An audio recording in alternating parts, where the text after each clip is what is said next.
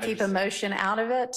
And go ahead. So, Judge, basically what it comes down to is after receiving the transcripts from the two ex parte hearings that took place, or ex parte meetings that took place between Judge Glanville and the district attorney's office, and then with Ms. Bumpus and Mr. Copeland in tow, the allegation has been made that I was somehow acting in conjunction with Mr. Steele and Mr. Shart and other members of the defense team in this case, which is categorically untrue.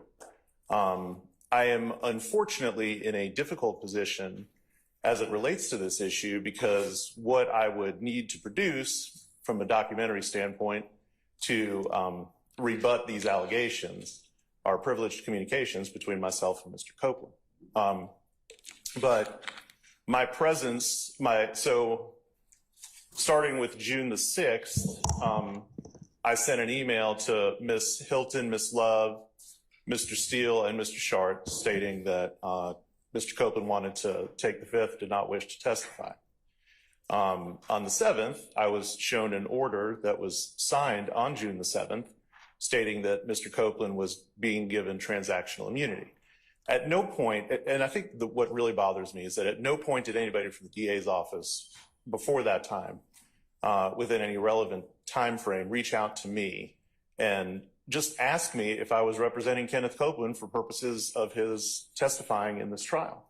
Everybody in this room that has been involved in this case from the beginning has known that I was representing Kenneth Copeland. All right, and I know because you had a case before me with Mr. Copeland, that resolved in June of 2023. That's so correct. I know that as of that point, you were representing him. Yes. And then following the resolution of that case, he did not have any more pending charges. He did not. That's okay. correct. Yeah.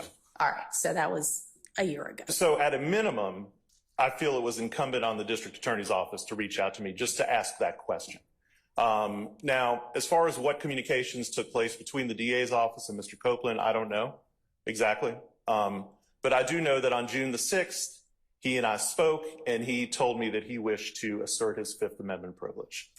And so I sent that email. The transactional immunity order was granted on June the 7th, which I find the timing there to be, let's just say, ironic, in that apparently they were going to have Mr. Copeland testify without any grant of immunity because it was the state's intended purpose to call him as a witness on June the 7th.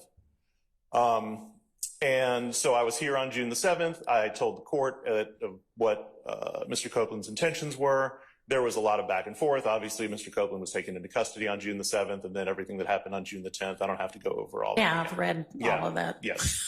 So my purpose here today is to state on the record that absolutely, nothing that I said or did on Mr. Copeland's behalf was done in any conjunction or with any consultation, in cahoots or anything along those lines with Mr. Steele or Mr. Shart or anybody else in the defense team. All right. I was here doing what my client had expressed to me, what he wanted to do. And as I said, if it becomes a major issue, I have more than enough documentation to prove that. Okay. I appreciate that. Mm-hmm. It's not an issue at all to this court. Okay.